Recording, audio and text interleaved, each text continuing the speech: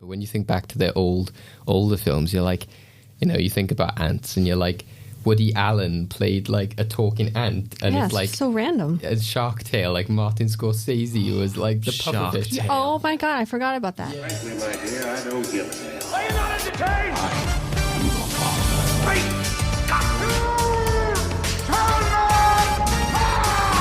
Here's Johnny. I'll be back. Well, good movies.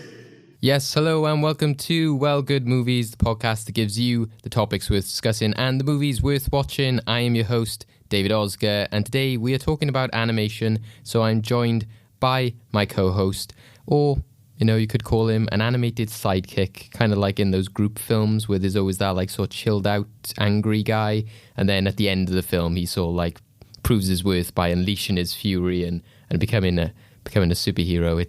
That's how I would see him in one of those situations. But that's a good description. Yeah. How can you be both chilled out and angry?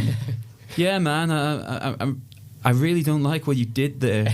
It could be like your physicality is chill, but your face is angry. It's like a frustration, like you chilled out, but you're just like. I mean, that's the one way of describing working with you, David, to be fair. Shots fired. A lot of tension here today. Yes, exactly. So like I said, everyone at home, Craig McDonald. Thanks. Fittingly as well, we came into the studio today and there's a new poster up which says good vibes only, so we're all feeling that today. I think they've been listening to some of mine and Craig's conversations or some of our behind the scenes audio perhaps. Today we are talking about animation. It's a big year for animation this year because you've got Dreamworks bringing out two films on quite like a big year for them. They got their sequel to Trolls with Trolls World Tour. And for that, we're eternally sorry. And they're also meant to have The Croods 2 out later this year. We'll see if that still goes ahead because we haven't sort of seen or heard anything about it yet.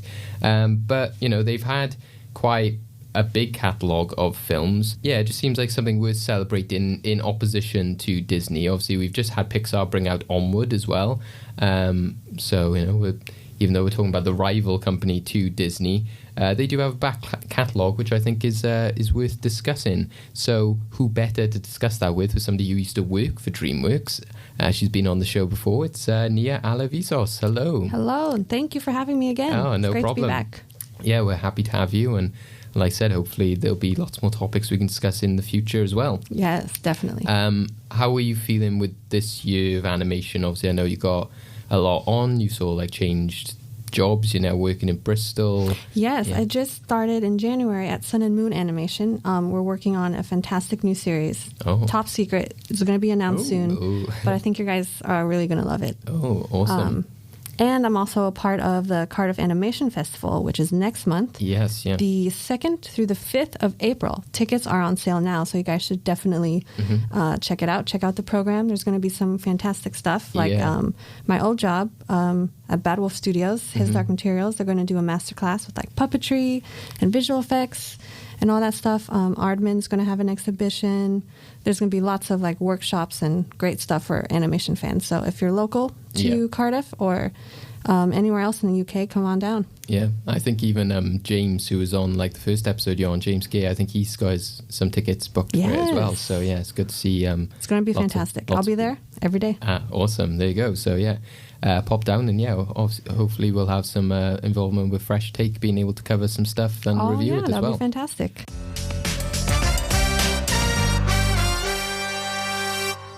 Like I said, it's a big year for animation this year in terms of sometimes you can feel that it is just dominated by Disney or Pixar or, maybe just Dreamworks and Disney Pixar. But, before we go into like the full sort of Dreamworks conversation, I think it is worth note of just how many different types of animation are out this year. So like I said previously, you've got Onward, which has just come out. You got the SpongeBob movie, Sponge on the Run. You got Scoob, which is just had its final trailer come out. You got Minions, The Rise of Gru. You've got, like I said, Trolls and The Croods. You got Raya and the Last Dragon, I think it is, the Disney film, which is meant to be coming at the end of the year. You got a Bob's Burgers film, which has been talked about for a long time. Pixar's doing a double whammy this year as well with Soul. So, there's quite a lot of different types of animation. And also different styles as well. I think it's also what's the film that's coming from Sony, which is the Spider-Verse guys. Oh, it's I can't remember what it's called, but it's got that like really Connected, is it? something like that. It's Yeah. got that weird pug running around. Yeah, the trailer, it was like released a few days ago, I think. Yeah. It's fantastic, but I forgot the name. as Yeah. well. I'm horrible with names. But yeah, I mean, the name had nothing to do with pugs, so I think that's why everyone's just forgotten about it. They just remember the dopey dog being like, eh. Yes. It is. Slow-mo, yeah. it is called Connected. Yeah. So yeah, the weird thing with that film, The ironic thing about it is the name Connected failed to connect the fans to its movie. yeah. That is unacceptable. But I think it's interesting how, especially in that trailer, they sort of set it up as like this girl and she's a filmmaker and it's this family thing, and then it turns into like this alien invasion thing. And you're like, whoa, what is going on here? But again, it kind of fits in with like a lot of these films this year. Like the Scoob trailer has got like, Hanna-Barbera characters and superheroes and Scooby-Doo's on like a spaceship and stuff like that. And SpongeBob, they're going down that whole like, real life live action animation hybrid thing again. And yeah, they're doing a lot more like experimental things. What are your guys' thoughts on like the year ahead? Are you looking forward to any specifically? Are you sort of like, do you think animation is doing better than before? Do you think it's... You've just described loads of alien invasion plots for people and said that animation is doing creative things. No, but in terms of Connected, the style is similar to Spider-Verse. Obviously, they've got a unique animation style. I think Scoob is kind of trying to set itself apart from the Disney style of animation. Same with SpongeBob. Is it though? We just watched it and commented on how much like Freddie, Daphne, and Vera look like Disney characters. Yeah, that's true. Yeah. Yeah, I like how they're trying to make a lot more for people to choose from, but some like now sort of starting to look the same, especially with like in terms of 3D animation and stuff. But I just like how there's an ongoing stream of animation as opposed to just Disney or Pixar, and that's like the only two big films released throughout the year. But now there's like Sony and like all these other options, which is good. But it's also good for the cinema industry because a lot of franchises or genres these days will be sidelined now into, oh, that can only work on streaming, or this isn't worth a cinematic release, whereas animation still always does well in the cinema because it'll bring in families and children. That's the main thing. Yeah. So the box office for animation has always done generally pretty well, which also leads to, like I said, quite generic 3D films being released because they can make them quite cheap but still turn quite a decent profit. But yeah, I think it's quite interesting. Even like I said, even though everyone here hasn't got as much of a history with, say, Trolls, which obviously is like a very family-friendly film, I think even now I was kind of like, well, I appreciate what they're doing here. They're setting up like a very expansive world and, like the different musical genres of the different troll cultures. And I was like, okay, well, they're all trying to do this kind of like Wreck-It Ralph, Pixar kind of thing of like, exploring different universes and different worlds and setting up different animation styles to show that. So, it is exciting in that context, but hopefully at the end of the year we won't be just sitting there being like, oh God, Scooby-Doo, SpongeBob, I'm sick of all. Yeah. Hopefully they do some good stuff. I would like to see more original stories. Yeah. But like Pixar is doing 2 originals, which is nice, but I don't know. I just want to see the other studios finally like take a risk. Yeah. Give us something new that we've never seen before. Well, hopefully that's what Connected might be, because that seems to be, of the ones we've been discussing, the most original. Yes. Mainly today, guys, we wanted to talk about Dreamworks because they are a massive part of the animation world. They've been here for a very long time. We've talked on the show a lot about Disney and Disney animation. So obviously Dreamworks is a big part of that animation game for the past few years as well, being one of the biggest rivals to Disney. So we're going to go through a bit of the history of the company, talking about our overview, like our thoughts about like what we think of Dreamworks as a whole. So just how somebody could say, what do you think about Pixar? What do you think about Disney animation? Dreamworks has that sort of like thoughts and feelings attached to it as well. And then we'll be talking about the films themselves. So we'll be going through some of our favorites, some of the ones that sort of stick out in our minds. And then, of course, we'll be talking about which ones we think deserve to go into the movie vault, which is our vault of films that encapsulates films for all time. So have a think about that when we're going through some of our discussions. To kick us off, like I said, we're talking about DreamWorks. The company was started mainly by Jeffrey Katzenberg as a sort of collaboration with Steven Spielberg and David Geffen and a few other people. He wanted to create a company which made live action and animation films, which is quite interesting as well. When you look at the live action, you forget the films like War Horse and Lincoln and The Help, and you're like, oh yeah, these are DreamWorks films as well. But the animation side was obviously very much a reaction to his time at Disney, which, if you don't know about, go onto YouTube. There are plenty of history videos we were talking about before. And check out, is it Waking Sleeping Beauty, that documentary? Yes. Yeah. And even, like I said, we were talking about the drama as well with The Black Cauldron. If you look at some of the history there, in which Jeffrey Katzenberg edited the film, took like 12 minutes out of it. And let's not forget that famous feud of which came first, Bugs Life or Ants? Yeah. The chicken or the egg. Yes. Or in this case, it's the egg or the slightly different colour egg. So, Jeffrey Katzenberg, like I said, for those who don't know, he was involved in the early days of what people would consider the Disney Renaissance. So films like The Little Mermaid and Beauty and the Beast. But he eventually left Disney, sort of like following a dispute with many of the sort of like leading members of that company, particularly Roy Disney, because they felt that he was taking too much credit for, the accomplishments of the company. So, he decided that he wanted to do it on his own. And a lot of those animation films that then came out, like Craig said, held many parallels. So like Ants and Bugs Life were quite similar. He was doing films like The Road to El Dorado, which had a lot of similarities, so like Lion King and Aladdin. I would have said Emperor's New Groove would be a direct comparison there. Yeah. But to an extent. Yeah, exactly. Or like Prince of Egypt, more towards like the Aladdin type. Yeah, I was mainly thinking of like when they have the like Tough to Be a God, the sort of animation style of that is quite Aladdin-y and sort of like Friend Like Me animation. That's true. So even with the character designs too, and like the colors, it's all like, is this Disney or? Yeah, exactly. So for a long time they were trying to be like, oh well, they're doing really well with 2D animation. We're also going to be like a big house for 2D animation. Shortly after many failures and financial losses, they then realized that 3D was their thing. And I found it surprising, looking back as well, at how early Shrek was, because in my head I was like, there was quite a lot of films before Shrek, and then when I looked at it I was like, no, there actually wasn't. It was mainly like 2D stuff, but Shrek came out when they were still releasing things like Stallion and Cimarron.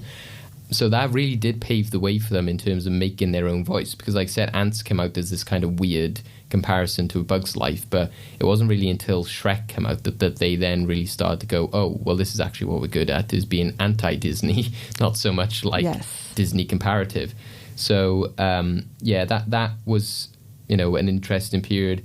And like I said, since then, they've had like a lot of different successes. Most of their animated films have been pretty much successful ever since. They've had a lot of different purchases and buyouts of different companies. So we've seen like Paramount has had involvement, 20th Century Fox even had involvement at some point, which is interesting now that they've been bought by Disney, because obviously if they kept that relationship, then Disney might have owned all of their stuff as well. Can you imagine like the life we would live? Like, but the most recent one we've got now is more of a collaboration with Universal Pictures, which means that Universal actually owns as well Illumination and DreamWorks. But there's also a lot more collaboration with Oriental DreamWorks and the Asian animation companies that they've set up. So things like Kung Fu Panda 3 and Abominable, which are two of their most recent big pictures, they've been produced by these sort of like Asian parts of the DreamWorks company, which are called Oriental DreamWorks, and there's also a company called Pearl Studio, which sort of collaborated on Abominable. But yeah, looking through their big franchises, like you said, you got your big ones like Madagascar. You got, like we said previously, Shrek. You got films like Over the Hedge. You got the Bee Movie, Monsters vs. Aliens. That Jerry Seinfeld. How to Train Your Dragon, Monsters vs. Aliens, Megamind, The Croods, Rise of the Guardians, Turbo, Home. Like we said before, Trolls. Recently, they've had a lot of success with The Boss Baby, Captain Underpants. Nia, you worked on the Captain Underpants TV series as well. So they had the film, which was the first epic movie, which actually makes me a bit sad that there wasn't a second I know. movie. Yeah. Never thought of that. It makes me sad too. Yeah, it's kind of like Doug's first movie. It's like, was there a second movie? You know, That's what moment of happens silence. when everyone's trying to copy Pokemon. yeah. Let's take a moment of silence. But yeah, when you look through that list, like you said, you can look through a list of Disney films and be like, oh yeah, very much, you know, like you said, you could have The Little Mermaid, Beauty and the Beast, you know, like they're all like, you know, Disney princess films and stick with that line, and then Mulan, Hercules, they kind of stick to a similar kind of, but with DreamWorks, they very much do have this, you know, very different properties, collaborations with different companies, very sort of like popular sort of franchises as well, a lot more like pop culture-y, I suppose you could say, like whereas Disney could be a bit more like, you know, traditional fairy tales, teaching people lessons.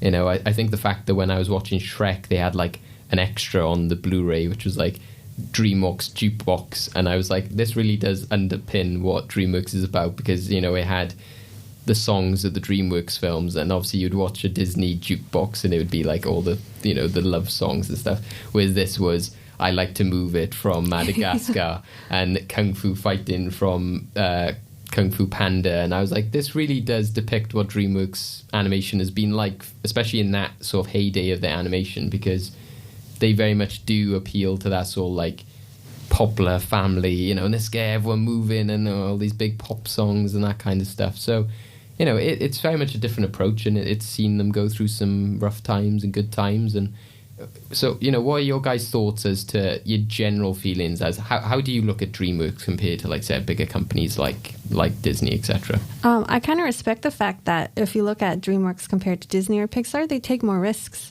in terms of their stories, because like you mentioned, there's a lot of diversity in what films that they've released. Yeah. But it just shows me that, you know, like, okay, we're going to make this movie here about a bunch of animals going, you know, trying to escape the zoo, or Shrek, this ogre, you know, but their films aren't perfect per se, and I haven't been a fan of like them using pop culture as like their main go-to for humor. But now, especially like when they branched out to like TV and all that stuff, they take more risks, and I think they're open to failure, I guess. Yeah. Just in terms of what types of films they produce. Whereas you look at Disney and it's like another princess film, or Pixar, it's like another sequel, you know, that sort of stuff. So that's my general like feeling. Yeah, they don't seem to make themselves as much of a brand now. I think before you could kind of attribute, you know, things like Over the Hedge and Madagascar as kind of like the DreamWorks brand. It was like celebrity voices, big pop songs, big in-your-face humor. But since then, like I said, they do seem to be like trying out different styles and different stories, with things like Captain Underpants, Trolls, you know, taking different properties and working with those. What are your sort of feelings, Craig? I don't know. I've never had like the greatest relationship with DreamWorks films, not because of like disliking a lot of their films per se. It's just I've never had much of a drive to go and see all that many DreamWorks films. I do think that, like, visually, I think they mastered a lot of elements, and I think like some of their films are probably like the best visually looking animated films I think I've seen in a while. Probably like second to like, you know, certain like anime classics, but that's like the completely different kettle of fish. I think for me, it's always been the case of like I think, as you say, Nia, like the degree to which they use pop culture has irked me somewhat. So it is their films that try and avoid that sort of way of communication that speak to me a lot more. I'm not sure if I'm hinting at which of the DreamWorks films at this point are my favourites. Probably am. Don't care. I think that's generally what it comes down to, right? I think while Disney spent a lot of time like perfecting a lot of the storytelling elements, and like their animation's always been quite strong in that regard anyway. I think for me, where like the daring aspects of like DreamWorks pays off a lot more is like a lot of the like the visuals and the world building in that sense, with one notable exception, which I hope we get to rip on at some point because it needs it. It's also kind of that like sometimes oddball sort of stuff. Obviously not so much in recent years, but when you think back to their older films, you're like, you know, you think about ants and you're like, Woody Allen played like a talking ant, and it's like so random. Shark Tale, like Martin Scorsese was like the pufferfish. Oh my god, I forgot about that. Yeah, it's one of those things you forget, isn't it? And you're just like, what? Why? And it's so, you know, they do have that sort of reputation as well as just being I think again maybe because it comes from the Spielberg, Katzenberg sort of thing of being, you know, more big names in Hollywood. They have these links to these big filmmakers. So just some of the things they've done, like Jerry Seinfeld as a bee, for God's sake. And that film is quite. I think I don't know where I was watching, but I think it was actually when I was watching that jukebox thing. There must have been like one of the music videos was from Bee Movie, and it was like the bit in the film where they're going around and sort of repollinating everything. And I was like, I always forget like how grim it is that like everything turns grey and starts dying in that film because the bees go on strike. So fun fact about that film, I have not seen the Bee Movie, although I know every word in it, because one of the most popular things online for a while to do to like prank someone is so I had a friend of mine, Megan, who some of her friends got onto her Facebook account and as a status posted the entire script of the Bee Movie. Oh wow. So, like, when I was coming home from London on the bus, I was like, oh, I'm really bored. I need something to do. I know, I'm going to read the entire script. Good Lord. I read the entire script of the Bee Movie off my friend's Facebook page. Wow. What are your thoughts on that? The script? It seems like 4 different movies in one. Like, it just jumps around. It's like first he's just, like, lamenting the fact he's stuck in this sort of, like, continuous regime. Then he gets a human girlfriend. Then he sues humanity for the use of unlawful use of honey, and then the world starts to die. I'm just like, whoa. So Nia, like, what's your sort of feelings as well as somebody who's like worked in DreamWorks? You were saying before about, you know, it was interesting going around and you see like concept art and stuff like that. You know, was that quite an eye-opening experience for like actually being in a big animation company to see how they work and how they approach ideas and stuff like that? Were you mainly sort of confined to that one project, or did you sort of see a lot of discussions about like, you know, what they wanted to do and stuff as well?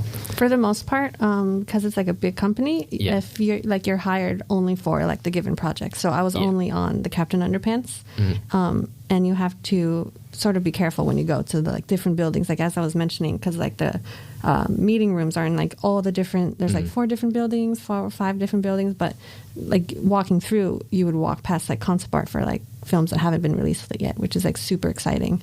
But for the most part, it's like hush hush. But my other jobs before that, it was at a smaller animation studio where you had more opportunities to dip your toes in different departments, which was fantastic. But at DreamWorks, you're sort of only confined to your role. Right. So like me as a production coordinator, I was production coordinator only. Same with like the artists. They're only like the prop artists or the background artists, which kind of sucks because you do feel like the corporate weight on your shoulders and do feel like the cog in the wheel, it wasn't my favorite. It was great to have that opportunity though, and I would definitely go back. But I love, especially like being at Sun and Moon now, being able to sort of, I'm going to work in sort of pre-production, post-production, dabble a little bit in development, which is great because like you always feel on your toes and like you're learning and growing. Whereas at DreamWorks, you sort of, or like at another bigger studio, you just sort of feel confined. Yeah, I've had lab with like quite a few friends who work in the animation industry where, like I said, they're part of a big company, and especially maybe when you first go in, you can be working on just sort of like pickups and, you know, like overlays and stuff. And he said, you know, I'm where I'm at now because he's working on backgrounds, which is like a lot more what he likes to do. And in my head, I was like, well, yeah, I can see that line of thinking if you were just adding particles or, you know, dust effects. Whereas like actually working on the scenery and stuff would be a lot more interesting, wouldn't it? So, I think that is a good point. But it also does highlight that aspect where you said about smaller companies and stuff like that. It is good as well when you look back on their history that they have collaborated with companies like Aardman and Scholastic and all these different companies. So, you know, many of our favorite films, like I said, you know, like one of our friends, you know, his favorite film ever is Chicken Run. You know, so without one of my favorites too. Yeah. So without DreamWorks, you know, we may have never had that chance to get it. So, you know, and I think that comes from the sort of Spielberg-esque nature of like, let's give these guys a chance and let's, you know, promote filmmaking and individual stories in that way. So yeah, I think that is an important one. Obviously they did dip their toe into 3D animation as well, which was interesting with Flushed Away, and that kind of brought in some of the DreamWorks ideals at that time of like, oh, let's get a bunch of celebrity voices and that kind of stuff. But yeah, any other thoughts on this, or like history and like especially what I said about when they had those days of having the Road to El Dorado, Sinbad, I think, was the biggest loss for them, and that was the one that sort of like made the decision of we are no longer doing 2D films. So, you know, what are your thoughts on that sort of period in which they did go, right, we're going to try and do the Disney thing, we're going to try and do 2D films, and then they went, right, we're only doing 3D films.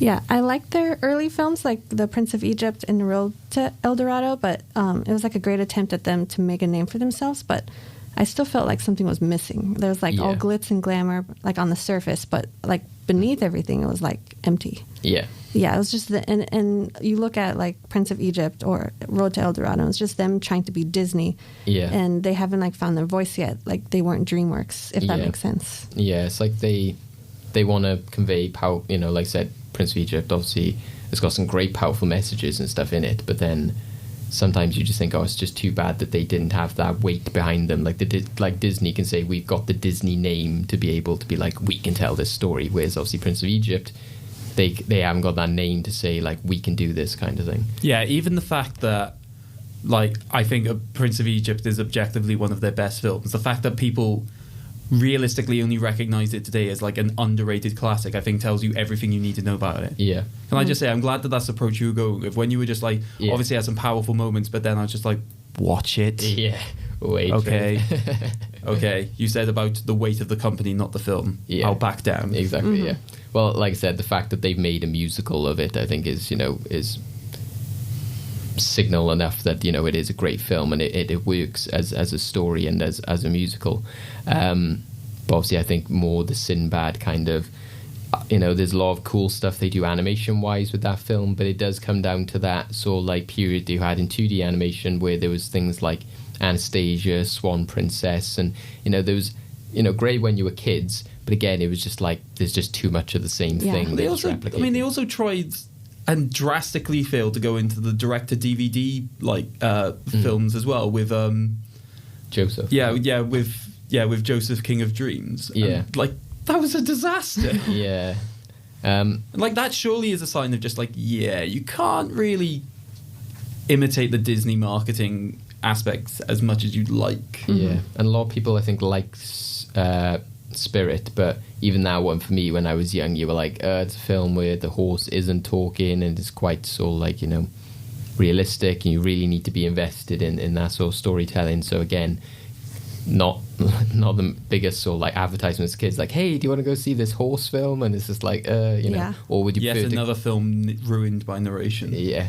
So, or would you prefer to go see like, you know, an ogre belching and, you know, donkey, you know, making quips and that kind of stuff, and that's the kind of stuff that sells.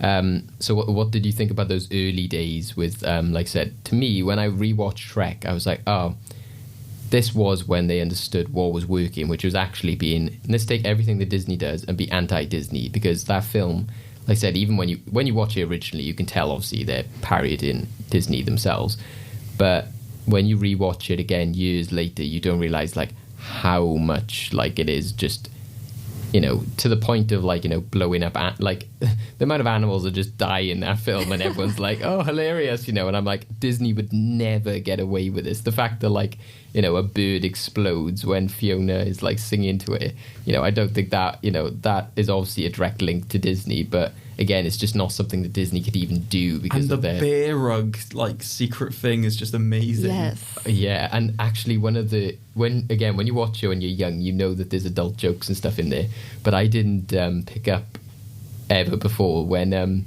Lord Farquaad is in bed and he's watching, he's like, show me the princess again, and he's like holding the quilt and he like looks at the mirror and goes like, oh, and then looks down, and I was like, oh my god. Oh man, I haven't watched it in years. I need to go back. Yeah, like, ASAP. Most of the jokes are still the same, but that was one of the ones There's that those was little like, moments. Yeah, where you just don't realize it's just a glance that he gives that tells you everything. I love that they don't take themselves seriously, which like obviously like Disney, Pixar, they're like huge weight on the stories and like, okay, this needs to be perfect 110%, but like DreamWorks was just like, you know what, let's take this risk here and we're gonna make all these, you know, make this ogre film and, you know, this little midget prince and let's see what happens. You know? It's a lot of fun to watch, and I bet it was a lot of fun to make. You know? It just produces like much better comedy in that set, because like when they just want to go for like a couple of serious moments, that actually like brings a lot more drama as opposed to like the Disney approach, which is just came out, a lot like, of Pixar seriousness had and a then the project occasional that they were joke, which is working like on about eh. two lizards. Mm-hmm. They were like the I last think of their also, species. like and what you're they saying about the scrapped it risk because part they that were I like, was oh, thinking this about film in Rio is coming my out head from with Blue Sky Animation, example. and it's pretty much the same sort of concept of like two endangered birds, and you know, like they're keeping them safe. So, and they have to hook up together because they to save their species. And it was kind of the same story that they had with this lizard thing. And I was like, I don't think DreamWorks would have done that. Like, you know, I think DreamWorks would have gone, like you said, let's Clearly they didn't. no, like let's take the risk, because you look at a film like said, like Ants and like Shark Tale, in which they're like, we know that this is going to draw similarities to Finding Nemo or to The Bug's Life, but who cares? We're just going to do Yeah. it anyway, kind of thing. And it's the same with the Bee Movie. It's like that's so weird a concept, but they're like, meh. Yeah, and I feel like they would have made, it's obviously going to be a different film, you know, like they would have made like changes, and Pixar, they had like a personal color Yeah. for, there's like a little girl, I think a little African-American girl that they were going to, I can't remember, I might be wrong, but I wish they kind of like went ahead, because I would have loved to see the story, you know, between the two lizards and the girl, and, Yeah. you know. Yeah, exactly. That's why I was disappointed in. I was like, well, you know, it can have similarities in story, but you could still diversify it, because a lot of people will say, what do you prefer, Bug's Life or Ants? And I'm like, they are completely different films, even though on paper they are very much about ants. You know, the fact that like Ants has like the ants grouping into balls to like, you know, make wrecking balls in like these, and there's like a war scene in which like is like Sylvester Stallone. Ridiculously It's very graphic violent. war scene Yeah. against maggots. It scarred me as a kid, like ants getting like dissolved in acid. That's all I can Yeah. remember. I was just like, oh my god. Oh, and there's also like the Yes, crushing of oh my like God. praying mantis. Yeah, and the bees, who he's like my wife, and all that kind of stuff. So again, they are such different films, but again, you know, that Disney kind of thing, which they wouldn't be able to do, and DreamWorks. So we'll go on to like some of our favorite films now.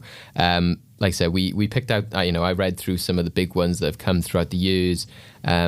Like I said, we can pick from any era of DreamWorks. So, you know, we're going through it because, like I said, we think that there are some really, you know, standout films that they've had throughout the years and have made a massive impact. You know, last year we had the How to Train Your Dragon series sort of ended when they wrapped up with the third film, you know, and fans saw like, you know, you see a lot of stuff online about that and like pictures and stuff. So a lot of fans cling to these franchises, and the fact that there's still talks to this day about Shrek 5, I think shows as well how much people love this. And like I said earlier in the year, is the fact with these TV series, I think they have had Kung Fu Panda series, you know, Penguins TV series, you know, there's a lot of mileage they can get out of these big franchises. So what are your guys, some of your favorites? What have you got, Nia?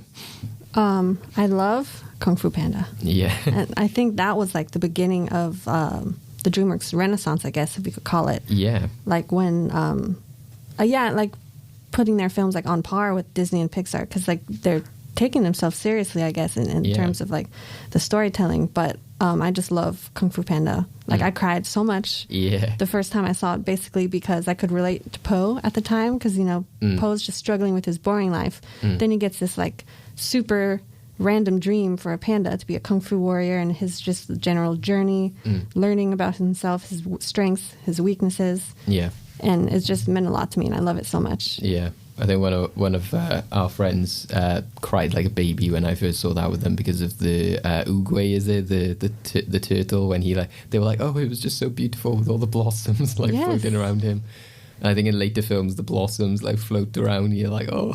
When he like dies, I'm just like, oh yeah, God. What's in your mind as well? You said about the DreamWorks Renaissance. What's your sort of thought process with that? I was interested in like what makes you think down that line? You know, what films do you group into that sort of that era? Definitely like Kung Fu Panda, How to Train Your Dragon, even with like Rise of the Guardians. Yeah. Just when they sort of focus less on like the pop culture aspect and more on the characters and the storytelling and the animation, sort of like all in the same. And that's when, to me, I saw like the shift. Just in being able to take them seriously as, you know, like, okay, this film isn't going to have all these pop culture fart jokes, throw up jokes, and like all this other stuff. No. Yeah. Yeah. That's what I loved about Kung Fu Panda as well, is that a lot of people could look at it and easily say, oh, you know, did you really need Jackie Chan to voice the monkey? And, you know, they're bringing in these celebrity voices. But it worked. Yeah. And they really, make an effort to show like the great like Asian sort of art style and everything like that, with like all the mountains and stuff. And my favorite sequence in that is the bridge scene, like because they really go to some effort in terms of making the fighting impressive. Oh yeah, those fight scenes. Oh man, so good. I was never as like, I don't know, as captivated by the sequel. I know a lot of people like saw them as the same, but I don't know, there's just something about the sequel that just like I think a lot of people like loved this whole like parents thing, but I could never cling to that as much. I did enjoy it though, fine, but I think to me the first one was still better to me. And I did enjoy like Gary Oldman as a peacock, but yeah, I think that first one, the bridge scene and the the end fight with like Dustin Hoffman and being involved, I think that one to me was still, but yeah, the choreography, they went to like another level to like study that and make like, we're going to have these sequences that are really awesome and, based off these martial arts films and that kind of stuff. And the character designs are just stunning. I love it. And like the animation, like the acting, it's just so well done. And it doesn't feel like a DreamWorks film. No. Which I guess is good. Yeah. But that's just, it means so much to me. And I just love Kung Fu Panda. Yeah. And like Hans Zimmer, didn't he do the score? Yeah, outstanding score. Really good stuff there. Yes. I love it when he's training and the dumpling thing. That's when the score gets really great in that. And the food. Yes, the noodles. Yeah, I want to eat it. Oh man. But what was, so we talked about Rise of the Guardians before in our Christmas episode. What was it like? Obviously, we didn't get a chance to sort of speak about. What is it to you that makes that such a sort of standout as well? Well, I love the book it's adapted from. It's like William Joyce's The Guardians of Childhood book series. And The Man in the Moon, the short film, is like a continuation on that. But I just love the charm and the sweetness that film sort of invokes, and just like this band of it's like folklore. Yeah, people coming together just to save the children, to save the world. Yeah, and Jack Frost just learning about. It's just like those characters who are like struggling internally to find out who they are and like going through all this stuff. I can relate to it like so much, and I'm just like, you want to see them win and succeed, and just seeing their journey just like means a lot. Yeah, but it's like a seasonal film, so it can be Christmas, it can be Easter. Yeah, I just really love it, and it's underrated because people don't like talk about it as much. Yeah. No. And even when you said about that making themselves different as well, the fact that film like ends with this sort of like operatic style song and stuff, it evokes all the feelings of like these mythic figures and stuff like that. And I always appreciate it at the end of the film. I was like, well done for going there, not having this like generic rock song at the end. It's they're taking on the fantasy elements, which I always really liked as well.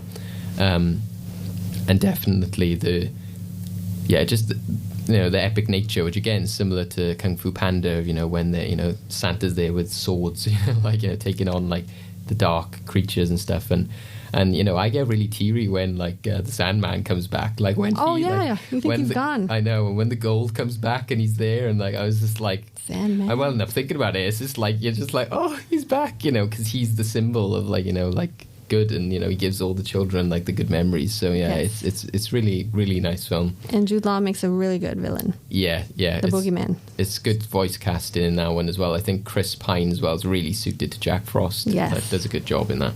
It's just very heartwarming. I was reading online that someone called it the Avengers for children, and I was like, that's it. That's the perfect way of describing that film. Yeah, it's perfect. There's also that fun one of I think Guardians of the Galaxy, that and the like owl film, in which they're like, what kind of weird trilogy is this? Because it's the Guardians of Ga'Hoole, the Guardians of the Galaxy, and then it's like the Rise of the Guardians, and they're like, what crazy trilogy is this? One I'm behind. Yeah. I'm just going to dedicate all my time now to like writing links in between the three films. Yes. Craig, what's some of your standouts or favourites? I mean, I think it's no secret that my absolute favourite DreamWorks film is The Prince of Egypt. I think... Excellent choice. As someone who is incredibly a-religious, I find it is the one thing that brings me anywhere near the idea of spirituality. I think the way that they handle a lot of the themes of the story of Moses is incredibly awe-inspiring. I think, like, for me, it has some of my favourite music, especially in like the burning bush scene, and just the way they the way they actually have like Val Kilmer also voice God as well as Moses is a great way of bringing God rather than just being like the booming deity from above. It's just like the really spiritual force from like women's side. It was just great, and like just the music as well. Like I still find myself singing "Deliver Us" from time to time. I sang it for an audition for a job before. It was to be a Christmas elf. That didn't go down well. Oh man. I bet you did an amazing job though. I probably did. Yeah. We hope so. Yeah. And it also, just as David said earlier, the fact that there's a musical coming out, and like it's being written by the same guys who wrote the music, and also they did the music for like Wicked. So like it's a great legacy there, and I'm really excited for the stage musical. And like the cast do a really good job as well. It's like one of the few Jeff Goldblum performances that I don't find utterly weird and off-putting. That's true. Yeah. Also, there are just like great moments of fun in it as well. I mean, like playing with the big boys now is just a really weird sequence. Yeah. And also just like really nice, powerful moments. And also the plagues. You got to talk about the plagues and just the strength of that brotherly conflict. Because like I've seen lots of comparisons between it and like the Ten Commandments. This film just destroys that film. Yeah. And also, just like said, that they're willing to go there in terms of the darkness. So not only are they willing to show like the fact that they, kill all the children at the beginning of the film, and the father is like, yes, I did that, and then later, like said, the plagues. Then not just the fact that he did that, he was just like, it's like, oh, they were just slaves. Yeah.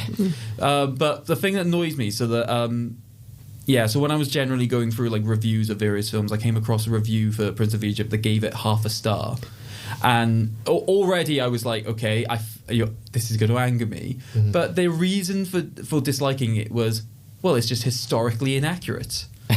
Come on. It's just like the Egyptians didn't feed slave children to their crocodiles. They would have documented it. I'm like, I mean, it's a story from the Bible, man. Like, Half Star, Rise of the Guardians. It's not historically accurate. That's not. There is no universe. There is no universe in which Santa would meet any of these people. The boogeyman. Come on.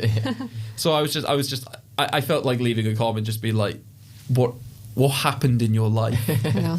What triggered you? Yeah. Wow. But yeah, so like Prince of Egypt is just my absolute favorite. Yeah. In terms of like favorite franchise, that goes to How to Train Your Dragon. Even though I'm yet to see the third one. I still haven't seen the third one either. Oh really? I feel better about myself now. Then Well, good. Yeah. So I think in terms of like the visuals of what I was talking about earlier, the fact that they focus so much on like basically simulating flight for people. I think I've constantly heard great things about, with the first one saying like you should go and watch it in 3D as much as possible because it's a really immersive experience.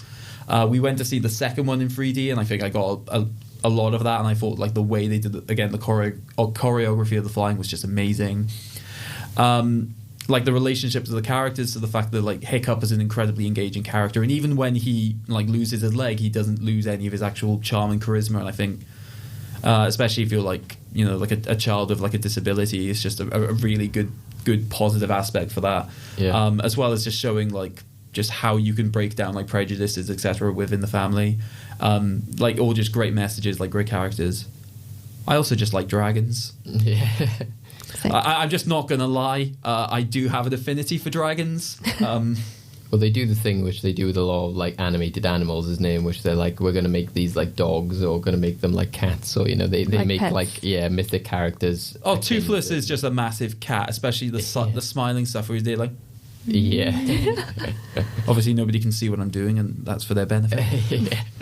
I think it's interesting with the third film because it's the same with Kung Fu Panda. I've yet to see the third film of that one. Right. I've yet to see the third film to the How to Train Your Dragon, and and there's a bunch of like third entries that I just haven't seen of franchises I've like dedicated myself to before, and it's like, I really should wrap up these trilogies. I think that's the only major disadvantage of DreamWorks against like other studios, in that they were, as much as they're willing to take risks, they're also quite willing to go into like the sequel territory, and I think to some degree they risk burnout in that case, because I think there's like a lot of like franchises they end up creating which given the amount of third films of the franchise you've admitted you haven't seen, is probably like a small example of that. Where like, I think because like for ages Pixar, for example, was not like that until recent years, where they weren't really. They just go for like the individual stories, and I think Toy Story is the only one where they really did that. Yeah. Then they started taking the liberty with Cars, then Monsters, and then they just pushed it further. Yeah.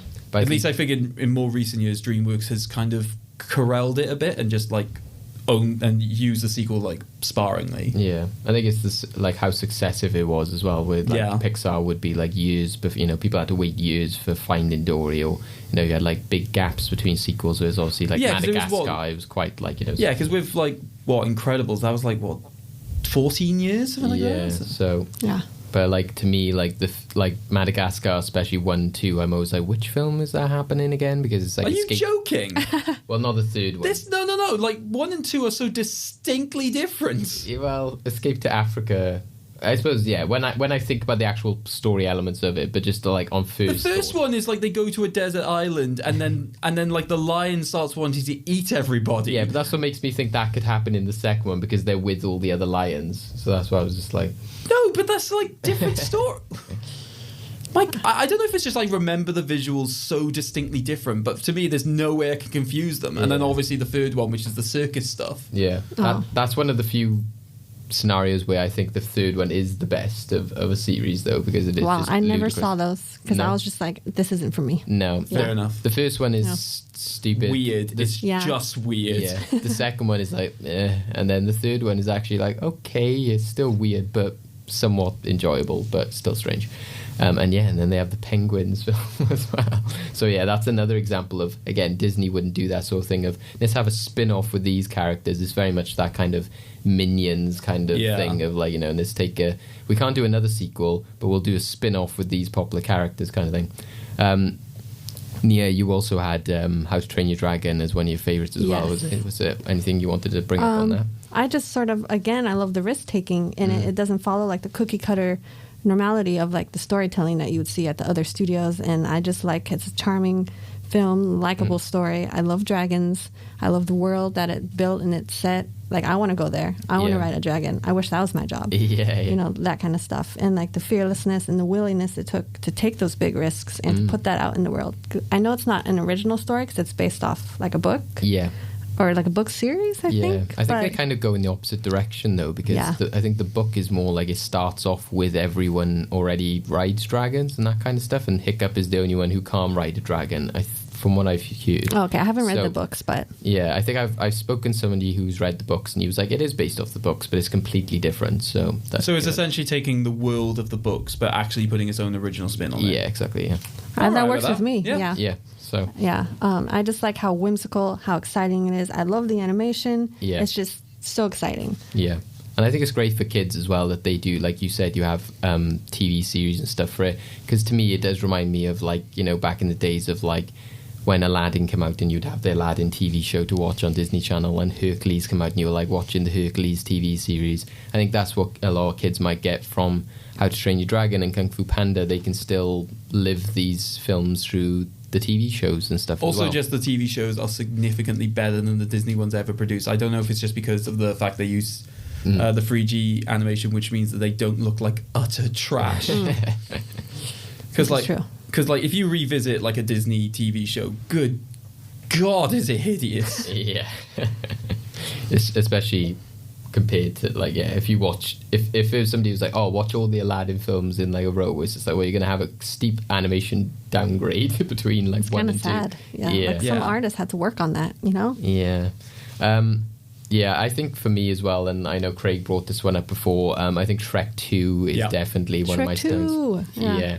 I watched Shrek 1 because I hadn't watched it in years, but it still can't trump the second one, which again is one of those rare things. It's kind of like Toy Story and Star Wars, in which a lot of people say that the sequel is better, and a lot of my feelings towards that is because it is a perfect example of how to do a sequel. And there's there's a lot of people who love Shrek, and if you go on YouTube, you'll see that because there's plenty of video essays about it, because I think people obviously grew up on these films.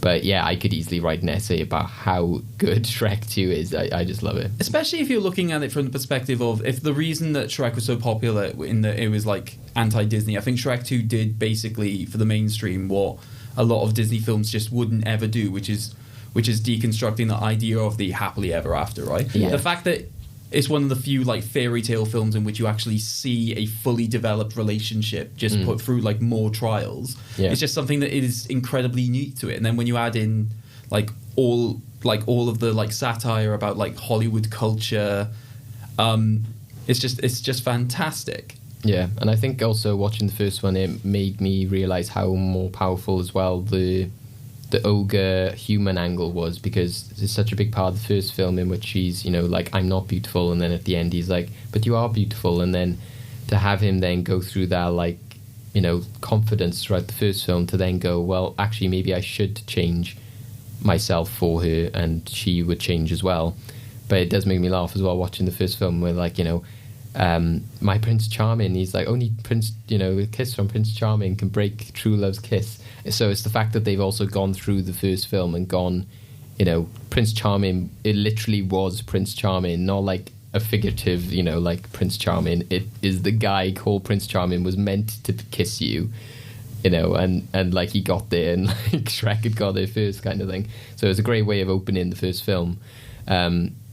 But also just setting up that drama. It's a great example of introducing, fun characters. I've seen it a lot before where people say about like knowing your limitations. So a lot of people say, Puss in Boots doesn't need his own film because what makes him great is how underplayed and how little you get of him in the Shrek films, which, like I said, I think is something you can agree with a lot of franchises these days. But yeah, again, it's also that that idea, and I think I was watching it, I was like, did Shrek start this trend? Obviously music in film was already a big thing, but I think they started this trend of like having big pop music track, well, I say big pop music, sometimes it's completely bizarre stuff, but having like generics or pop music played over instead of having scores or musical themes. They have the rock star, hey now you're a rock star at the beginning of Shrek, and there's a lot, they have like a random, and they have, I'm going to let you finish it first, because if you're about to say the song I think you're going to say, I don't think so. Go on. No, I was going to say that they have a random what are they called? Walk 500 miles guys. Proclaimers. Yeah, they have a random Proclaimers song in first Shrek. That's what I was Where? When Shrek and Donkey are making their way to the castle, is it? It's very small. Okay. It's not in it for long. You're not talking about the song I thought you were about to talk about. I would genuinely strike if you didn't recognise Hallelujah. Yeah, no, I knew we were talking about the same songs. Good. Because you worry me sometimes. Yeah. But yeah, when you see films like Guardians of the Galaxy, which uses, old 70s music and stuff, you're like, did Shrek start this trend of using like popular music in to tell? And they literally do that so well in the second Shrek. They have, like Shrek's there and there's a song going like, I can't sleep, and then you have the amazing finale, which is, I Need a Hero with Jennifer Saunders, which is just one of the best moments in film ever. Have you got a big history with the Shrek franchise, would say, Nia? Or? Not really. It's been years since I watched it, so I definitely need to give them both a rewatch. But I know for the second one, I Need a Hero. Yeah. That's basically what I can see Shrek 2, like Smash Mouth, Shrek 1. Yeah. But I think it just depends on like the film, what type of music that you would use, I guess. Yeah. But yeah, it does seem bizarre, some of the music choices, like when you go back, like the ones that you're mentioning, I'm like, oh my God, they did do that. Yeah, exactly. Yeah. Well, it's like, again, in Shrek 2, they have that moment where he's changed himself into human, and they play David Bowie Changes when they're going through the town. And again, it fits so well. It's like, again, James Gunn will go through the Guardians films and he will write the songs into the script so that they work with the story. So it's almost, I think they've done that kind of approach rather than making the film and then go, oh, let's put this song over the top, this seems to work well. It seems like they've integrated it into the script or the story. But yeah, I just love like how Craig said, how many risks they take, how crazy it is at times. And like you said, you can see from then the third film what it loses. You know, the first two films are so much about, you know, identity and being happy with yourself and him pleasing Fiona.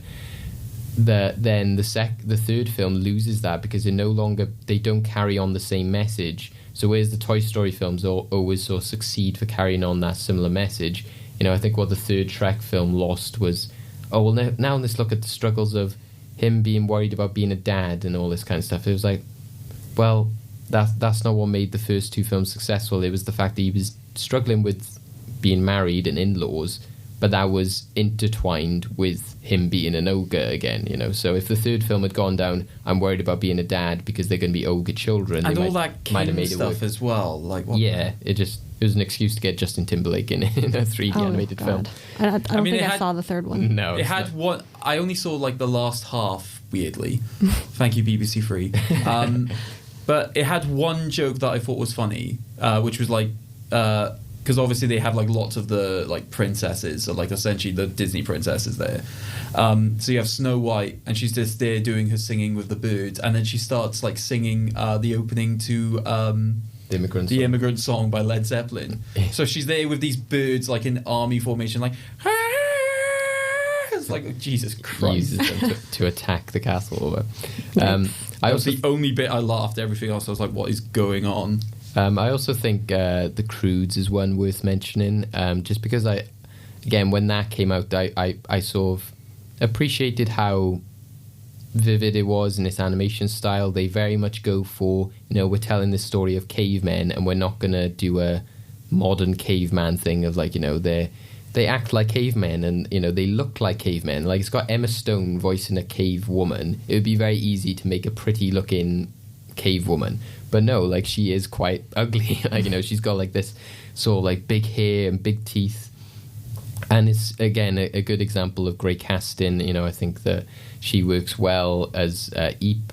Nicolas Cage works well as like the father. And there's just a lot of like fun, kooky moments in that film. The opening, they're trying to like get an egg, you know, to eat. And it's got this like crazy, like the soundtrack really works well at that point. There's some like, you know, sort of Flintstone-esque stuff in it. But at the end of the day, like I said, it's similar to that Renaissance era in which they went, well, what's the story of this? And they make a link back to that and, you know, tell the story of how a father is being protective of his family but needs to see the light and carry on.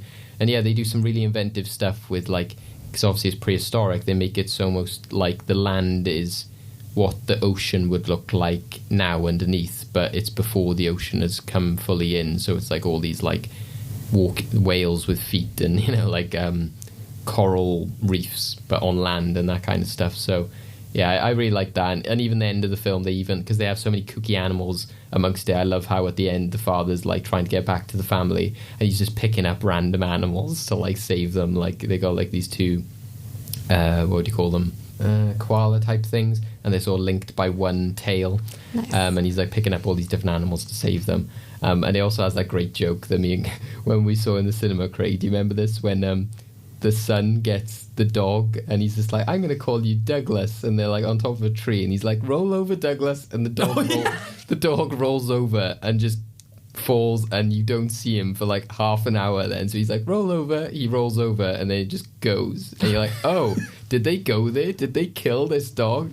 And then, like I said, right at the end of the film, the father's like, I know that guy, and he picks up the dog and gives it back to his son. But for an entire 30 minutes of the film, you think that this dog has genuinely like gone. But again, it's that DreamWorks thing we were saying about like they'll go there. Like there's plenty of times earlier in the film in which animals will just die and like, you know, like people will, you know, they were like, we're the Croods and, you know, we're the only family survived. There was the Crunks, but they got killed by mosquitoes. There was the da-da-da. And, you know, it shows in animation all these families getting killed and stuff. So, you know, you gotta appreciate that. Have you guys ever seen The Croods? No, but you convinced me to take a look. I've seen The Croods. Yeah. We saw it in the I love that. You know, I said, what are your experiences / have you seen The Croods was aimed at Nia? Yeah. Well, I have not. That's not what you said, but okay. I mean, I haven't Craig, have you seen The Croods? Well, I saw it at 12 o'clock at night in a cinema with you, David. I should hope so. Yikes. No, but like, I haven't seen the film in ages, so I can't remember like so many of the fine details of it. But like, I do remember the actual like formation of the family scenes, like the specifically what you're talking about with the egg. I remember those being incredibly creative. Yeah. Yeah, and I've always found like the end where like essentially like the world collapsing and being like incredibly intense. And like enjoying it on those grounds. Yeah. I don't think I can really add too much without seeing it again. I think, like I said, the first half is like you do kind of think, oh, is this a bit too silly? Where they do have a lot of these jokes of like the baby, the biting people, and they're all like vicious over food and stuff. But if you stick with it a bit more, you're like you understand the choices they make, and they have a good level of restraint as well. That's great. And it's actually from director Chris Sanders, who did Lilo and Stitch, so it makes sense. You convinced me to give it a watch. Yes, because when it came out, I was like, I don't know. Yeah, it was kind of one of those. Interestingly, the year it came out, I was like, I was going for a protest vote in the Oscar nominations because they didn't nominate the Lego Movie that year. So I was like, screw it. I want the then. Okay. Yeah, I was like, I want the Croods to win just to be in, screw you Academy. Oh, that was that year? I think so, yeah. It was either that or... But also, we also know that I'm quite a fan of Monsters University, where people like down on that film, and it might have been that year as well. But either way, I just didn't want it to be the conventional Disney choice, and I was like, give it to the Croods. This protest. Oh, so you didn't want it to be Big Hero 6? Yeah, I think so. Yeah. Oh, yeah. To be fair, I agree with that, but I don't know, like lack of alternatives, I guess. Yeah, that's fair. Any other notable ones or points to make before? No. Only that Shark Tale sucks. I 100% forgot about that film. Yeah. 110%. I can never forget. The car wash scene underwater. Guys, yeah. That's all I remember. I can never forget. Also, it's weird when you think of the Stranger sort of films and like the attempts, like I said, to be different. I remember trying to watch Mr. Peabody and Sherman, but again, that was a similar thing of like, this isn't for me. That was very child aimed. I never saw like Home, I think so, and The Boss Baby I know again has a series and has its fans, but again, that was the period of Dreamworks in which I'm like, I don't feel that these films are for me anymore. But now that they do seem to be going for some more sort of like individual stories and stuff, hopefully, they start to get back on track. So the big question as well is, through our conversation, we go now to our section, the Movie Vault, to see if we think that there's anything worth submitting to the vault of all movies to encapsulate them for all time. They can be good, they can be bad. It's just whether we think they should be there to be remembered. Nia, what do you think? I think I like to add Kung Fu Panda. Yeah. Because for me, it's like easily one of DreamWorks' best animated films. Yeah. The story is great. Characters are well voiced out, and the movie has a lot of messages to deliver to the audience. And it doesn't even feel like a DreamWorks story because the film doesn't take itself too seriously. But at the same time, the story is locked. The character designs are gorgeous. The sets, holy moly. Yeah. The animation's stellar. It's full of a plethora of amazing treats. Those fight scenes. Especially for animation, it's like worthy with like Jackie Chan, Bruce Lee. It's just fantastic. And it's DreamWorks finally raising the bar in terms of storytelling and animation. And that carries on to the future films like How to Train Your Dragon and all that stuff. Yeah. So that's my submission. Okay, cool. Craig, what do you think? Prince of Egypt, please. I mean, the question is how much do we want to narrow this down? Because I think there's a lot of great films we talked about today, and I feel... Yeah, well, I think it's important, like I said, to acknowledge that era of 2D films, because even though, like Nia said earlier, they're not perfect, like I really love The Road to El Dorado because I watched it only 2 days ago because I'm like, it's kind of one of those films, it's like a comfort when you're ill or you're trying to go to sleep or something like that. So I would be happy for something like Prince of Egypt to be there to represent that 2D animation era in which they did make successful stuff, but like I said, just wasn't as financially successful as they needed to be. And it has a powerful enough themes to warrant it. So Prince of Egypt, please. Yeah. But yeah, like I said, when it gets into the 3D stuff, there are so many, like I said, I don't know whether we would be killed because there are so many like How to Train Your Dragons fans and whether that should go in there or not. But then, like I said, I love Shrek 2, but then do you also push Shrek 1? No, what I'm asking is, does it have to literally be one each? No, I don't think so. Like, we can still choose multiples, but just at what point do we limit it as well? I just pick one, Kung Fu Panda, because it's my favorite. And it means a lot to me, and for animation too. That was my sort of approach to like, how does this help grow animation and like stories? But you make a good point. Okay, well, if we did go for one each, I suppose like Craig's got the 2D animation angle. You've got the great what it does for animation angle. So I suppose Shrek 2 gives you the like how to do a sequel side of things. I don't know. Is there any other feelings on any of the others? I'd say we'll keep it to 3. But what I would argue 4 and put in the original How to Train Your Dragon. Yeah, if you put in another one, there's that. Yeah. Because I feel like that's also an objectively great film, and as you say, I like to be alive. So does Shrek miss out then? No, I just said 4. Okay. So make Shrek, it 4. I don't. Yeah. So but Shrek, we all agreed Shrek 2 more than Shrek 1. Yes. You know what? Yes. Yeah. Okay. Right. So going into the movie vault this week then is Kung Fu Panda, The Prince of Egypt, How to Train Your Dragon, and Shrek 2. Into the movie vault you go.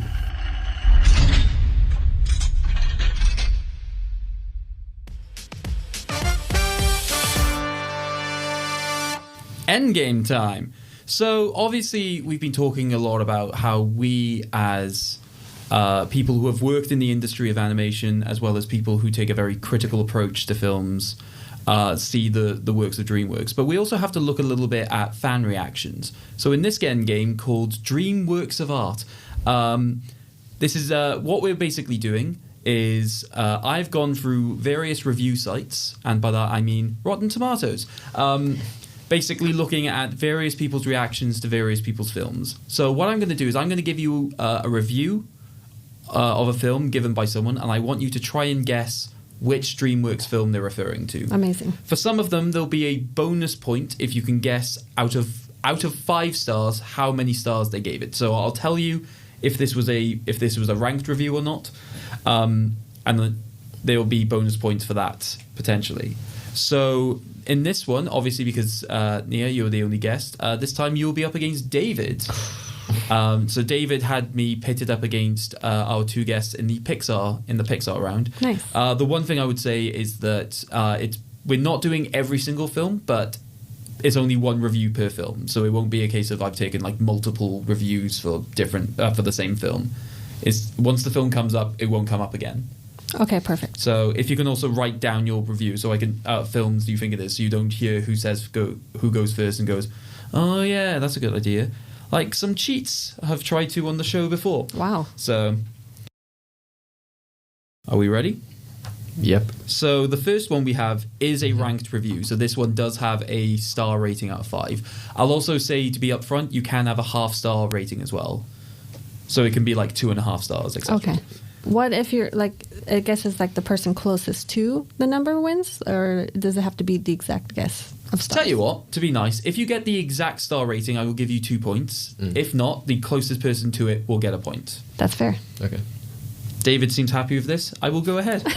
So we're going with the film it is and the ranking they've given. Yeah, exactly. Okay. Ready? You like jazz? Best movie of all time. It clearly deserves an Oscar. You like jazz? Say it once more. You like jazz? Best movie of all time. It clearly deserves an Oscar. No, this is not a Whiplash review. Oh, God. Dreamworks.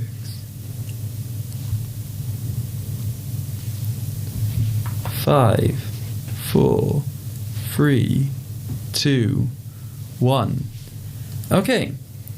So we'll start with Nia. Honestly, I just put Shark Tale and I put half a star. You going for Shark Tale, half a star? David?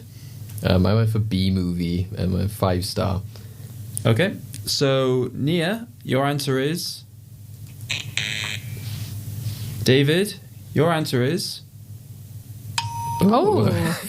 I thought, I was just like, I know the Jerry Seinfeld thing and the bees, so I thought, well, it does seem likely there would be jazz music in that film. I never saw the B movie. I never saw it. I've seen bits of it, but I just knew from the the tone of the film has seemed the most likely film to have jazz in it. Oh my god. So so now so for that one, David gets a point. However, when it comes to the star ratings, so the ranking that this reviewer gave it was, we should probably hear you. So you said half a star. Yes. And you said 5-star. So David's answer is they gave it 5 out of 5. Right. Oh my god. So at that point, David gets 3 points. Get it, David. And like that, they thought it deserved an Oscar, so I thought they and like seemed that, committed. the game seems broken. That's Excellent. it. We can go home. So next review. This was not ranked. So I feel a bit annoyed because this review has already been mentioned before this show was started recording. So you're both probably going to get it right. But are we ready? One character farts glitter and another one poops cupcakes. Oh. You could not ask for a better in-movie metaphor. Literally the review that turned me off watching it. So I can't remember which one. Oh. I shouldn't have used this trusted website. It was... But I wrote it down. It was the film that triggered the entire genre conversation. Okay. The rating as There's well. no rating. Oh, okay. Because this was a top critic who did not give a rating. Yeah. So, David? Trolls. Trolls. Yeah. Yes. Yeah, it was Trolls. Yeah, but then I was like, wait, the first one or the second one? Yeah. Oh, God, no. I would not Yeah. expect you to be looking into the second one. I was like, oh god. But, excellent. So, you both get a point. Next one. So, again, this is a ranked review. Do not let your children watch this movie unless you like watching them cry. Oh. It's like the thing is, I can't remember all the DreamWorks films, so I'm just like, I'm trying to think of like the ones that are emotional, and like now I'm just thinking of like the ones that we mentioned are emotional. could you read it one more time? Is that okay? Do not let your children watch this movie unless you like watching them cry. I'm gonna go with the negative on this. Yeah, I'm gonna go, and it's a rating as well. There is a rating for it, yeah.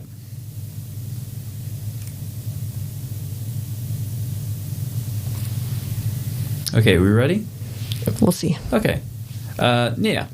Honestly, I went with ants Okay. because whatever, and I've just put 2 stars because I have no idea. So you've gone for ants and 2 stars. Yeah. David? I've also gone for ants and 2 stars. Oh, wow.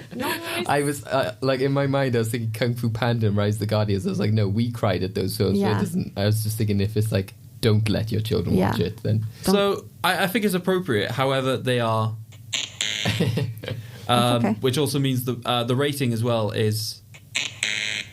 It was actually Spirit, Stallion of the Several. Oh, right. Okay. Jeez. And they gave it half a star. I know. I was thinking, how harsh is it if they don't want kids to watch it? I was like, well, they might have still enjoyed it to a degree. So, okay. This next review is a non-ranked review. Are we ready? Yep. This flashy Fantasia attempts to fuel inject an American dream that is stuck in a recessionary slow lane. Wow, that's quite wordy. Say That is again. quite. This flashy Fantasia attempts to fuel inject an American dream that is stuck in a recessionary slow lane. The thing is, I think I read that as well because I was creeping Oh. Rotten Tomatoes, but then I can't remember. Like, Oh, okay. I know. Is this rated? This No. is not. So this is a professional review. I promise you, once we get to some more of the fan reviews, they are amazing. We ready? Yes. David, what do you think it is? I went for Prince of Egypt. Okay. I did as well. Oh. Okay. Oh. It's Turbo. Oh, Turbo? what? Yeah. It's loads of car-related speed things. So it's obviously the snail who's going super fast. But what? Say the review again? Flashy Fantasia attempts to fuel inject Right. an American dream that is stuck in a recessionary slow lane. Oh, I think No. me and Nia focused on the Fantasia. Yeah, the Fantasia musical. And I was element. like, oh, okay, so if it's 2D, maybe they're talking about the recessionary, the slow lane of it being a 2D animated film or something. So I never saw Turbo. either. Okay. Number 5. So I have copy and pasted some of these reviews directly, and I think they add to the prestige. Perfect. Are we ready? This was a ranked review. right. The best animated movie I have ever seen. High Cap and Totals are the best caricatures. Say it again. The best animated movie I have ever seen. High Cap and Totals are the best caricatures. I have no idea. Okay. I didn't need to hear it again. I just wanted Craig to I mean, I was going to offer to say it again. Don't worry. This one is just a guess. Was this rated, sorry? This is rated, yes. Say it once more. The best animated movie I have ever seen. High Cap and Totals are the best caricatures. Let's start with Nia. Honestly, I was just like Puss in Boots, and I did a random 4-star guess. Okay, so you've gone Puss in Boots 4 stars. David? I went for How to Train Your Dragon and 5 stars. Okay. Nia? David? What the heck? Good job, dude. Yeah, It's just so the they meant to name put sounded like Hiccup dragon. and Toothless. Oh. But they called them High Cap and Totals. Oh, I thought they were getting the names right, but they were just the names of dragons because they have weird dragons. No. They clearly meant to put Hiccup and Toothless. Okay. Like, they also spelt characters wrong, don't forget. I thought that was the major flaw. That's the thing. No, they just put caricatures. In terms of the ranking, David, they gave it 5 stars. Yeah, Get if it's it, the best David. animated film they'd ever seen, I'd hope so. Yeah. Best animated. To be fair, there are loads of people who say that Pokemon the movie 3 is the best Pokemon movie and still rate it like 2 stars, Yeah. despite never saying anything negative against it. So. Yeah. Or sometimes you're not sure if they're being sarcastic with like, this Yeah. is the greatest thing ever. So I'm like, oh man. Yeah. Oh yeah, like the sort of Amelia Clark at the last series of Game of Thrones. Best season ever. Yeah. Or the best animated film ever, but I don't appreciate the animation, so I won't give it. But it's like no. It's like, who are you? Get off. Yeah. Get off here. Okay, excellent. So next review. This is a ranked one as well. Okay. Take it from me, this movie is brilliant. Don't go by its silly child pandering name. This film is for everybody. Okay. Nia, I put Kung Fu Panda and I put 4 stars. you put 4 stars. David? I put Kung Fu Panda, and then I hastily put 2 at the end. Right at the. That's not what you've written though, David, is it? You've rung Fung Fu Panda. Kung Fu Panda. Oh, sorry. Yeah. And what did you give it? 5 stars. 5 stars. So, David, you are? Oh. Nia, you are? Oh. It was. Okay. It's the original Kung Fu Panda. So, did you get it by the child panda-ing name? No, I just was thinking of DreamWorks names that are like childish in a way, Okay. and I was like, Yeah. No, that was the pun they were going for. They literally put panda-ing. oh, I Clever. thought of that, and then I also thought the same as Yeah. Nia. But then, because I know the second one was called like the Kaboom of Doom at one point, I thought I see. maybe that's where it's a bit more childish. So now we come to the rating, and we said I would give a point to whoever is closest, because neither of you got its actual rating. However, its actual rating is 4.5 stars. Oh, I was gonna go for 4.5 stars. So at that point, you both get a point. nice. So Oh, I was so close to choosing 4.5. And I thought, no, That's the this worst. this is a user review. They don't usually go for half. Oh man, never go back on that gut feeling. all right, next up we've got another ranked review. Lots of pop culture references, a star-studded cast, but no actual movie. Okay. Sorry, did say rating on that? Or was it? It is rated, yeah. Right. Let's start with David. I went for Shark Tale with 1 star. Shark Tale with 1 star. Nia? I went random. It's Megamind, right? That's what it's called. It's DreamWorks. Yeah. Yep. I went with Megamind and 2 stars. Megamind and 2 stars. Yeah. Okay, so Nia? David? Oh. Yeah. We did mention Megamind in the conversation. Yeah. A lot of No. people do love that film. But I just haven't seen it. But and then in terms of the rank, in terms of the rating, David is. oh, wow. It was Wow, 1 star. get Oh it my with your God. rating. I've been on Rotten Tomatoes I way know. too much. Yep. Slaying it. Usually dissing films. Okay. So this next one is another ranked review and probably my absolute favorite of the weird ones. Are we ready? Way worse than the original. He's taken in this one, so I can't date him. So I give this movie 6 out of 69. Boo. 6 out of 69. Kind of I'll let you think about what they're referring to, David. God. Yeah. So that again is way worse than the original. He's taken in this one, so I can't date him. So I give this movie 6 out of 69. Boo. Love it. Is the boo all caps? It's not, but it is the extended O. Okay. Okay, are we ready? Yeah. David, let's start with you. I've gone for consistency, so I've gone with Kung Fu Panda 3. Right. Obviously, Kung Fu Panda 3. Yeah. And half a star. Okay. Nia. Oh, I went with Shrek 2, half Yep. a star. Okay, so David. Nia. Oh. All right.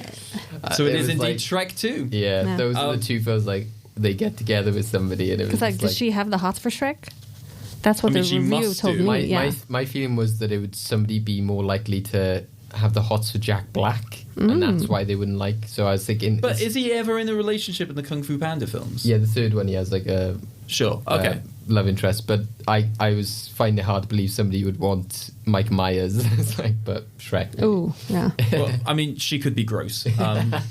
In terms of the rating, given the fact that both of you have given it half a star, I mean, by default you get a point, but neither of you are right. It's 2.5 stars they gave it. Oh, Which doesn't represent this 6 out of No. 69. it doesn't make sense to me. Yeah. So, next up, this is not a ranked review. Perfect. So, for the most part, it's Neanderthal compared to the Pixar stable. Right. Okay, Nia. I just put the crudes. David? Yeah, also going for the Crudes. Yeah, let's not waste Yeah. about. Neanderthal. Yeah, Yeah. I thought it was. Yeah, makes perfect sense. Cool. So the next two reviews that we have are both ranked. So get ready. Perfect. With breathtaking animation and a beautiful soundtrack, this isn't one to pass over. Could you read it one more time? With breathtaking animation and a beautiful soundtrack, this isn't one to pass over. Are we ready? Yes. And do we have ranks for both of them? Yeah. Cool. So we'll start with David. I've gone for the Prince of Egypt and 5 stars. Nia? I did the Prince of Egypt, 4 stars. Oh, Oh, okay. So in terms of the film, you if are... this does the same thing as last time, I'm going to be mad. Yeah, it is the Prince of Egypt. Does anyone know the secret giveaway of that review? Passover. Passover. Oh, wow. People love their puns on this Wow. on Rotten Tomatoes, don't they? Yeah. Yeah. In terms of the ranking, one of you is correct. Oh, okay, that's not so bad then. David. Oh, Get it, David. They did give it 5 stars. I thought it was going to be another. I was so close by 4.5, and when you said like, I was like, oh, please don't be another 4.5 because I was so No, close to it's choosing. not. So cool. And then the final review, and for you, Nia, this is in all caps. Yes. How on earth do critics find Despicable Me better than this movie? Ah! Right, I don't know if I need that repeated for the context, but it might do just for Craig's acting ability. Okay, I'm going to back away from the microphones. So again, how on earth do critics find Despicable Me better than this movie? Ah! I honestly don't know. So my mind is blank in terms of like the filmography at this point. 5, 4, 3, 2, 1. Ready? Yes. Nia. I put Boss Baby, 2 out of 5. Okay. David? I've gone Megamind based on what we were saying earlier, and I've gone for that 4.5 star just in case it's eluding me again. Okay. So, Nia, you are... Oh. Rip. David? Oh. It was Megamind. I think the comparison they were making was bad guy goes good. Oh. So they were saying, like, this film is much better than Despicable Me. Right. I was just thinking in my head of like what was a DreamWorks film that maybe wasn't as critically praised as Despicable Me, and I thought Megamind might be one that Yeah. was slated. And Yeah, no, it's Has its fans. it's the story comparisons. Right. So they ranked it as 5 stars, yeah, Oh, wow. which means that David with his 4.5 that's stars closest. was I still closest. got it in there. So Yep, those are all the reviews. So at the end of that, I think, looking at the scores, I'm not going to read them out, but David is... Great work. Looks like Thank the professional reviewer is the one who wins out. And that's Here fair. is your little trophy. And also, these are 2 reviews I really loved, but couldn't include them in the actual game because of swearing. Yes. But somebody reviewed Spirit Stallion of the Cimarron with 5 out of 5 with this review of, if you don't think this movie is 5 out of 5 stars, then you can burn in hell, fuckface. And my personal favourite, my wife left me after seeing this film. King Karen doesn't know the true beauty of this movie. Oh. And I was talking about Shark Tale. Ooh. I'm with Karen on this. I think everyone's with Karen on this. Well, yes, thank you guys. Thank you. Interested as always, and like I said, this is in spirit as well, Nia. This In Spirit Stallion the yeah, in Cimarron. spirit, yeah. So yeah, thank you guys. It's been lots of fun today. It's been nice and refreshing. Like I said, it's not the most happy of times out there in the world with all different viruses and wars and presidential elections and stuff. But today we're here talking about nice old animation and giving us some positive feels and vibes. And we'll be back with that again when we talk about Mulan in our next episode, which we look forward to. So thank you for joining us, Nia. Where can we find you? I know you said you sort of eluding social media, but you still have all your social handles. Yeah, I'm on Twitter and Instagram at Aloofness. Oh, cool. So yeah, go follow Nia there and you can see some pretty cool stuff in terms of what she's working on at the moment, and Cardiff Animation Festival as That's well. right. If you're Next local, month. please support and go to that. You can catch us as usual on Well Good Movies on Instagram and Facebook, and at freshtakehub.com/wellgoodmovies. If you want to see all our written stuff, then that is also on Fresh Take Hub, which you can find on all the same social channels as well. So thank you guys. It's been lots of fun today. It's been a nice Sunday talking about some fun animated films, especially good for, like I said, when you're sort of like trying to relax or de-stress. You just talk about some sort of simple, nice animation. How are you feeling, Craig? Yeah, fine. Good. Chill. Yeah. So thank you guys. We'll catch you soon. And like I said, please rate us, follow us on all the great podcast channels, review us, and like us on all the social medias. And we'll be back with you again soon. And hopefully we'll have Nia back as well. Yay. Be talking some fun movies. Catch you on the next one. See you guys later. Bye-bye. Ciao.